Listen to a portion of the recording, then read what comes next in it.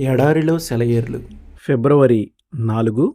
దేశము యొక్క ఉన్నత స్థలముల మీద నేను నిన్నెక్కించెదను. యెషయా 58:14.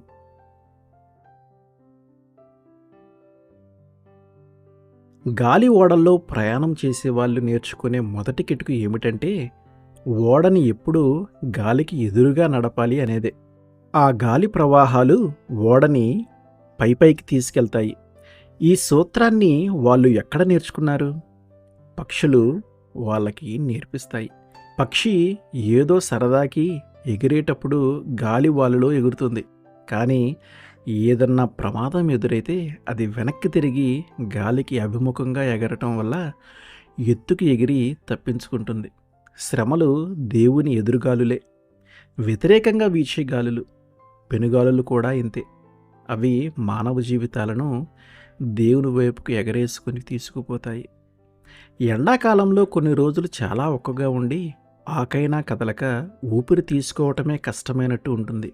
అయితే దూరాన నీలాకాశంలో చిన్న మబ్బు కనిపిస్తుంది. అది పెరిగి పెరిగి పెద్దదై ఆకాశమంతా కమ్ముకుంటుంది. గాలివాన, మెరుపులు, ఉరుములు వ్యాపిస్తాయి. భూమంతటిని తుఫాను కమ్ముకుంటుంది. వాతావరణమంతా మంచు కడిగిన మల్లెపూలలా అవుతుంది. గాలి కొత్త జీవంతో ఉట్టిపడుతుంది. ప్రపంచమంతా నవనవలాడుతూ కనిపిస్తుంది. మానవ జీవితం కూడా ఈ పద్ధతిలోనే నడుస్తుంది. తుఫాను వచ్చినప్పుడు వాతావరణం మారిపోతుంది. స్వచ్ఛమై, పరిశుద్ధమై, కొత్త జీవాన్ని సంతరించుకొని పరలోకంలో కొంత భాగం భూమికి దిగి వచ్చిందా అనిపిస్తుంది. ఆటంకాలు వస్తే మనం పాటలు పాడాలి. సముద్ర విశాలం మీదకి గాలి వీస్తున్నప్పుడు శబ్దమేమీ రాదు, కానీ గాలికి కొబ్బరి చెట్లు అడ్డుపడినప్పుడే వింత ధ్వనులు వస్తాయి. పిల్లన గ్రోవిలో నుండి బయటికి వస్తున్న గాలిని వేలితో మూసినప్పుడే సంగీత మాధురి మన చెవిన పడుతుంది. నీ ఆత్మను జీవితపు అడ్డంకులకు ఎదురుగా వ్యాపింపచేయి.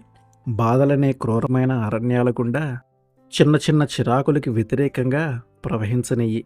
అది కూడా పాటలు పాడుతుంది.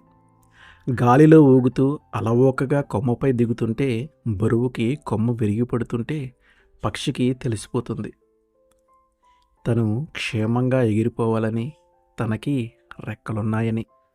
ఆమెన్.